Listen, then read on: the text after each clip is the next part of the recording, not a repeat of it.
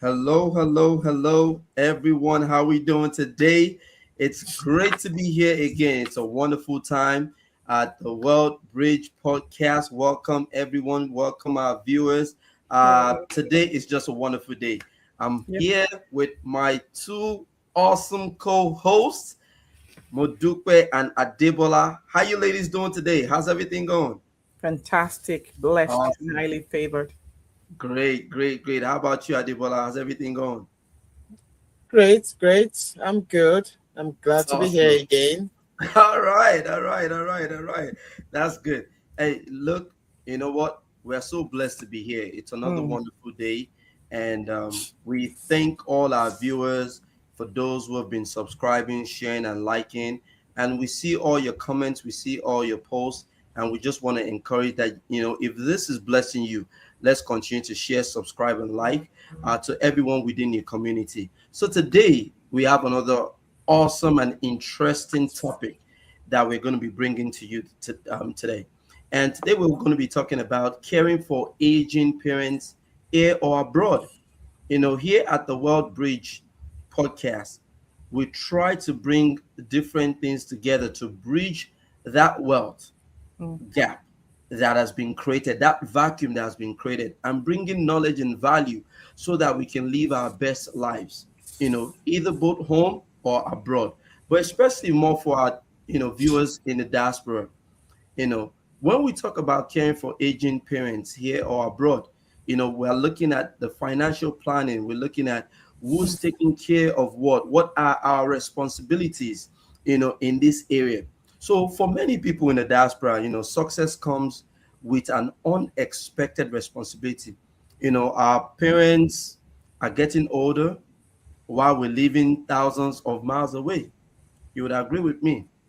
We may be building careers, raising children, paying mortgages, and planning for our own retirement, while at the same time worrying about our aging mother, father back home, or even here, if you're here in North America, just like, myself, Debola, and Modupe.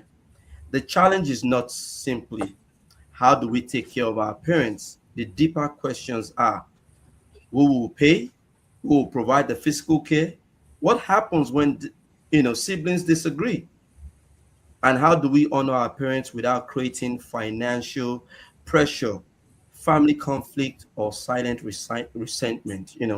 So caring for our aging parents should be a family plan, not an emergency reaction. And that's one of the things that I know that I'm going to get various opinions and feedbacks from, my wonderful co-host here. So my very first question to Modupe is, when should families begin planning for, aging parents? When? Thank you, Demola. I'm listening to this topic and I'm saying to myself, hello, audience.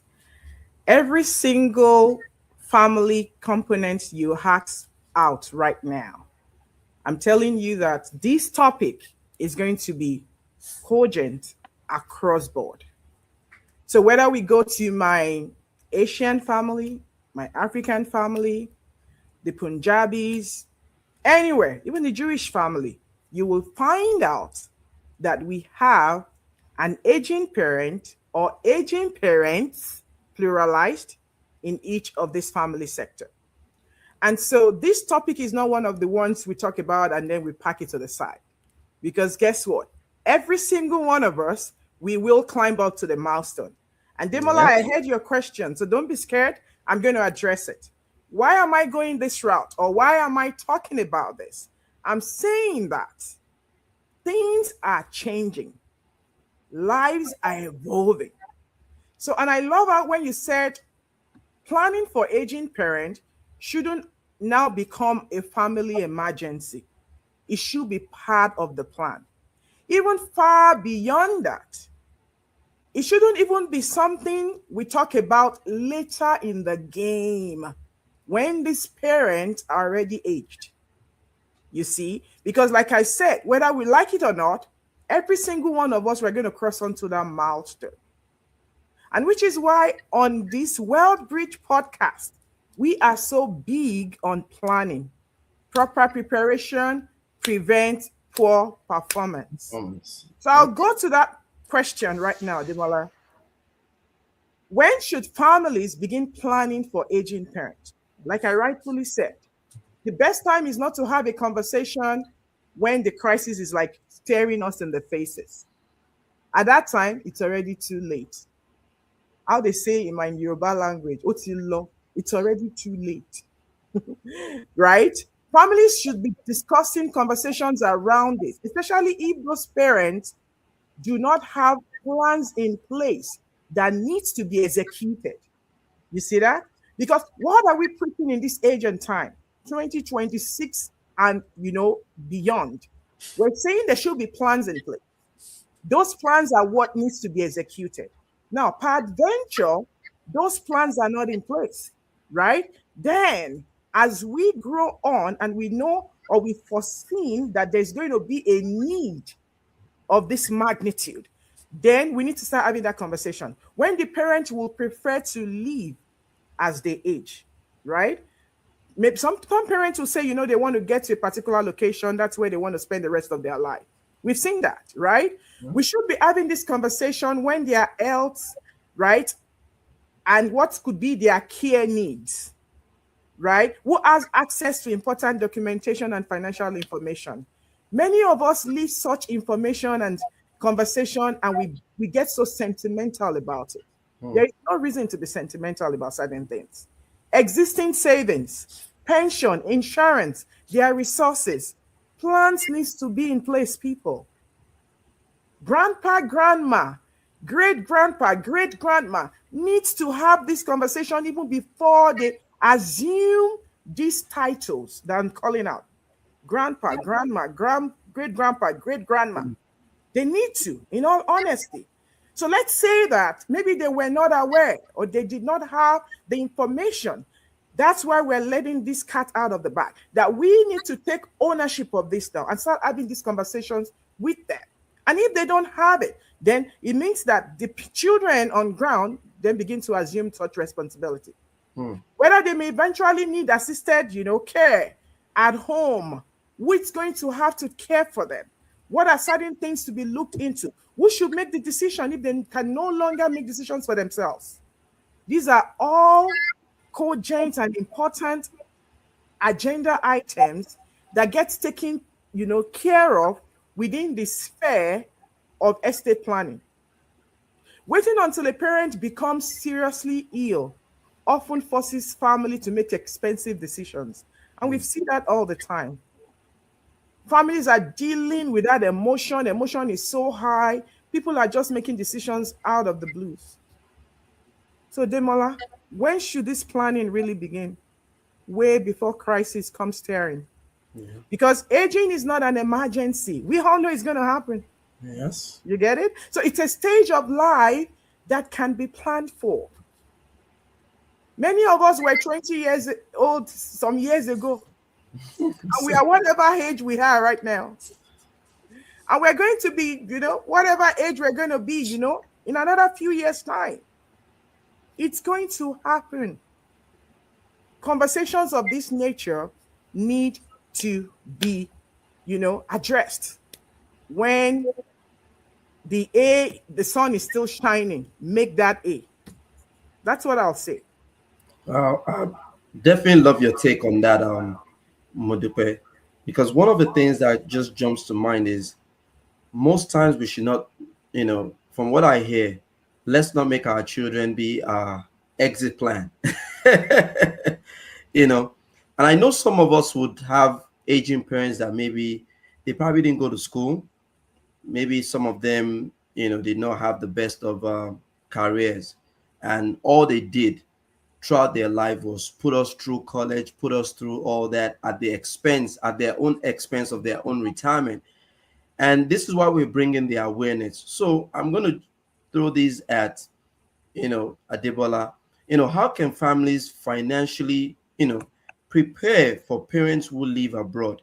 Because one of the things that I saw, and this was one of my clients reached out to me and said, you know what, Demola, I have an Asian parent, and I know that one day when this parent leaves this earth, the burden is going to fall on me and my siblings. You know what? I'm going to do my part by putting a plan in place such that if that thing happens, I can cash out and I will not be caught with my pants hanging down, if I may say that. And that was, and I was like, wow, that's really interesting. So, to you, Adibola, how can families financially prepare for parents who live abroad, especially putting in consideration those aging parents maybe who did not kind of have the financial standing or the financial wherewithal, to be able to have done that for themselves? All right, thank you, Demola. And like Muribe started, she really started it very well. And it's quite an interesting topic. At first, I was thinking, okay, um, okay, are we going to be telling people how to take care of their parents and all that? But that's not what we're doing here. We're not telling anybody how to take care of their parents or if you should. You know, it is your decision, it is your choice, but we should take care of our parents. I know we've talked about taking care of, um, making plans to take care of our children on this, on the WebBridge podcast. We've talked about how you can put plans into place and all that. And I just believe that the same thing applies for our, or the parents or for uh, older ones when it comes to that time when the responsibility sort of becomes us, especially within the immigrant community. These are some of the things that we cannot actually put aside. That responsibility does come to us sometimes, not everybody. So what should we do? What are the things that we should put in place, to make sure that we're not killing ourselves or, in the process of wanting to take care of our parents. And that's why we're here today discussing this. So how can we financially prepare for our parents, so that when the time comes, it doesn't become like a burden onto us. All right. So we have to put plans into place. There are strategies that we can tap into that will help us to do that. Because supporting parents, shouldn't as part, it shouldn't become, how will I put it? I would say your generosity without a plan can actually eventually become a financial pressure if you don't like put the proper strategies, the proper plans in place. So encourage families to decide in advance, like how much can we sustainably send monthly or to our parents if you want to send money to them. What expenses are we taking responsibility for? You have to define those things. It's not just that you're just sending money. If you're sending money to them and you don't even know what that money is going for, what expenses remain, your parents' responsibility for those parents that can still do some things for themselves. Is the support, is it going to be a temporary thing or a permanent thing? So in the process of sending money home, you have to put all those things into consideration. Many families just send money whenever a parent calls with a need. The problem is that irregular support can quietly disrupt your own savings, your own retirement contributions, and become like a debt and even disturb some of your other goals. So you have to make sure you have a plan in place. All right. That is very important. And the goal is that we want to make sure that our parents are comfortable. At the same time, we also have peace of mind. So the goal isn't to stop supporting parents, is to support them without jeopardizing, um, I would say the two generations at the same time. Okay. So another thing is that you can have a separate parents emergency fund. Instead of relying on credit cards or personal loans or suddenly just borrowing money from somewhere, to have an emergency fund for that purpose. That when the need comes, you have somewhere that you can just draw from. And you can also do that with your siblings if you have siblings. And everybody has something that they can just draw from. Okay, it's time to do this, and that's what. So you are not dipping into your savings at all time. So it could cover a lot of expenses that may be needed. All right. You can also have healthcare conversations before there is an health issue. There are different plans that you can set up for your parent. Udupe started, a little bit about that, to take care of their health, to take care of, if anything happens, there are strategies and that you can set up. So that's another thing that we can do. We can't just leave everything into the way it used to be.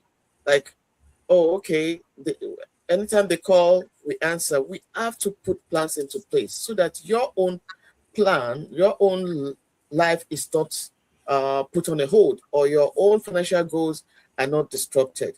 So plan for long term, not just emergencies, and also have money conversations with your siblings. It should be something that you can do together if you have siblings. The people that don't have siblings, but the most important thing is that make sure you have a plan. Protect the income of the income that you are also using to support your parent. That is important. Protect that income so that if anything were to happen to you, you will still have something to fall back on. That is the essence of protection. And I'm going to stop there so that we can cover some other things that we need to talk about today. Yeah. All right, Awesome. over to you, Demola.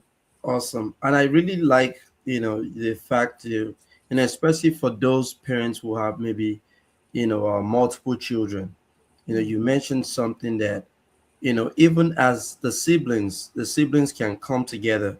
And we're not saying it has to be equal, but if the siblings can even come together and to chip in and to have some type of plan, when it comes to for those, aging parent, that could be something, and for those who don't have maybe siblings, maybe some well-respected members of the family, maybe some of those people who the parents, these aging parents have been of great support to.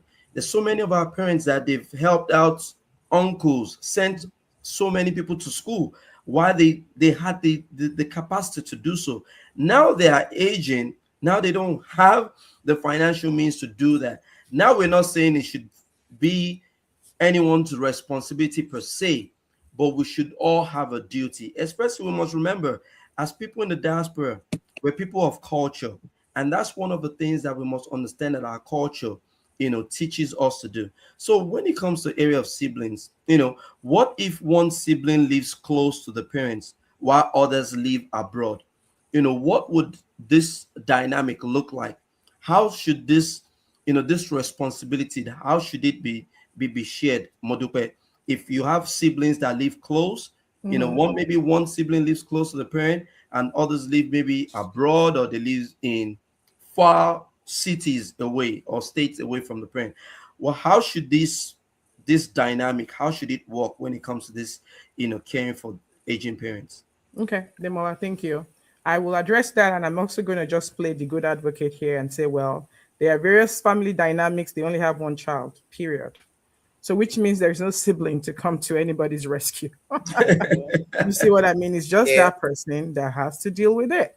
But how can we literally, address this conversation if we have siblings where we have some living close to the parent while others live abroad? And many of us, can relate to that. I say fairness does not always mean everybody contributes the same. And to be in fairness, there will be situations whereby, I mean, we might not have equitable, resources across board amongst those siblings, which means we know for a fact maybe there are age gap. Maybe it's only out of that five sibling, only two of them are working, adult. Maybe others are still in school or something.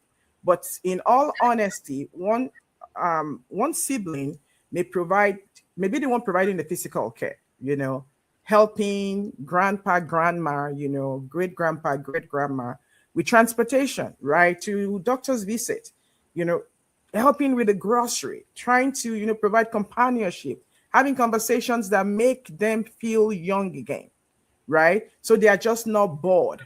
Another may be the one providing that financial resources. The person providing that financial resources might not even be there physically because that person is not physically present.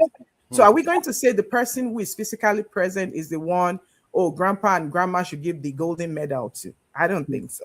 You see? So another maybe the one handling paperwork, maybe that's the person that has the, the legal instincts amongst them all. Who's going to handle paperwork, talks to grandpa, grandma, great grandpa, great grandmas, lawyer, they are financial advisors or something, right? That's the person that does that. Now, the goal is, should we, ensure fairness, at the expense of equitable contribution? I just think that when it comes to that, there has to be a conversation, and we need to be truthful to ourselves. And I think everybody needs to be treated right. You see what I mean? So it's not going to be a conversation of, well, out of 10 siblings, only 5 siblings are even ready to do anything or to lift a finger. Things like that, create, resentment among siblings, which is what you were alluding to before. But if we also look at it from the other angle, because somebody's there in the audience and saying, Dupe Demola and Adebola, hey, I'm the only child in my family, and I have great grandma, great great grandfather, and all of this. And are you saying, where am I going to look for? Am I going to go outsource those siblings? No, I'm stuck with them. You see what I mean? And so I will always fall back to this conversation. We've seen what the baby boomers did. We've seen how they were spent for. Many of us live in household. We know of uncles and aunties that we are not probably even related with, but ended up living in our house. You see, they cared for them. Like you said, they sent them to school. They sent them to trade schools. Many of them had to sacrifice their retirement funding because, again, they believe so much in communal living. But my question to us today is that still sustainable? If we continue this route, how far is it going to get us? How far will Alpha really get us? In all honesty, now we are in the age of the Gen Zs and the Gen Alphas, very soon the Gen Betas. You see? So do you think if the script was given to the recent generation, are they going to play it that way? Which is why I am such an ardent believer that in this age and time, we also need to start planning and putting things in place. Demola said it over and over again, and if I have to count, I'll count 1,000,000 times. Okay, don't come for me, all right? She talked about planning, set a plan, and she's saying the truth. You see, while our baby boomers' grandparents have done all of this, and we are probably taking care of them in whatever capacity we can, let me tell us a secret. Research is out. Medical research is breaking forth. Longevity risk is on the high, which means people are growing older. All praise to God. Which means retirement funding might run out. What plans do you have in place to take care of this? You see that this is going to go beyond siblings coming together, take care of plans, this, that, because they also have their own immediate need to take care of. So we as millennials, the Gen Zs, right, of this world, the Gen Alphas of this world, learning from their parents, uncles, and aunties, it's a high time to start thinking beyond, outside of the box. Wow. Whether we like it or not, it's something we're all going to face. And you've really unpacked a lot. And it's definitely something to really think about. And especially, like you said, for the millennials, the Gen Zs, you're also going to get to that point whereby you're also going to be aged. Would you want to become a burden to somebody? And we get it. We don't want we don't want no one to become, none of our parents pray to ever become a burden to their children. No, circumstances has led to that. But as we start to plan, as we start to prepare, knowing that aging is inevitable by God's grace, what plans do we have in place? Do we know about long-term care plans? Do we know about plans that will take care of us? God forbid we become chronically ill. These things that will put a plan in place such that we're in a better financial position and not be a burden for others. You mentioned something which was very important, resentment. These could lead to resentment, especially where there's siblings, when everybody feels that I'm doing more, you're not doing as much as I'm doing. But everyone in their own little capacity is doing what they can afford to do. Because guess what? Our aging parents, there's only so much we can do because we have our hand full as well. So my next question is to Debola is, what legal and financial documents should families think about? Because this is very important as we keep talking about aging parents as well. As we're supporting them, we are also making sure that whatever it is they've worked for, it's not just going out the window. And they be protected. They're protected. So what legal and financial documents should families think about, when it comes to caring for our aging parents? All right. Thank you, Demola. Uh, I just want to say, Mudipe really said a lot about, about this whole topic in a way that it should just be clear to people, you know, what they need to do, like what we're trying to tell you out here. Like I said before, not telling you how to take care of your parent, but just that things have changed from the way it used to be. And the same thing in the when we start talking about legal documents or not just doing things anyhow. There's some things that you really have to put in place. So families should consider having important documents organized before they are needed. That is very important. Make sure that you have them in place. Depending on the parents' country or circumstances, and some of these documents may include things like the wills, your estate documents. It doesn't mean that you're trying to kill them, because from where we come from, when you talk about wills and things like that, you can't even ask your parent that, oh, daddy, do you have a will? Or mommy, do you have a will? You can. It's like it's not something that you want to ask, because they're going to tell you that way. Are you trying to kill me or something? But it's important now. If we have to force it out of them, we may have to force it out of them. If you have to be the one to help them get it, but it is important. Healthcare directives. What's going to happen if they can't make decisions again about their healthcare? These are important things that you need to have. Power of attorney. Who is going to make decisions for them? Do you want to leave it in the hands of the medical facilities? Because that's the kind of things that happens here when they don't have directive, they don't have power of attorney, or who's going. And then you'll be surprised that you, as the immediate family, may not be able to make decisions on their behalf. Banking and financial information, insurance policies. Do they have insurance? They did, not the ones that you took out on them, the one that they did for themselves or for you.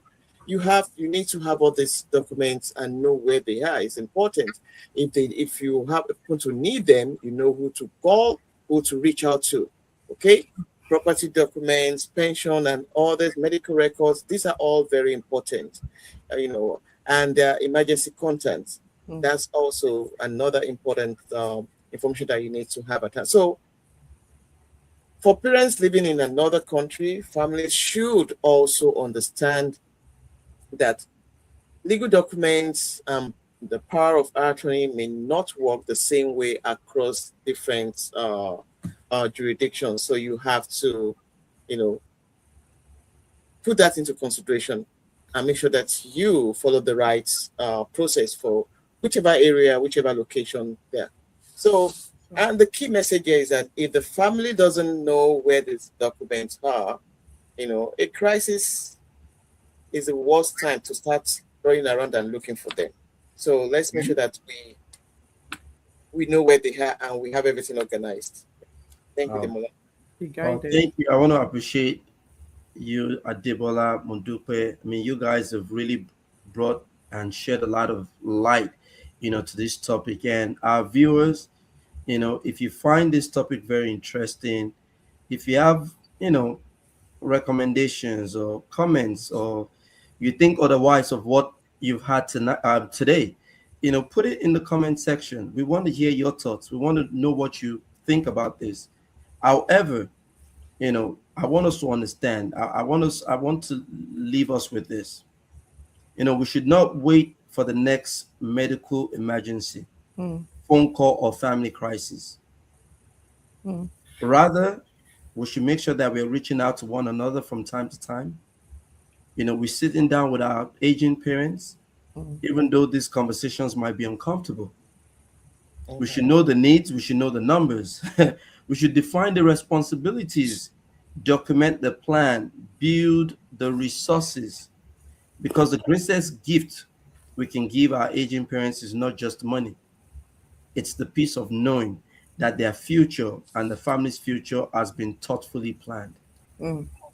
On our next episode, we want to say thank you, everyone, for watching today.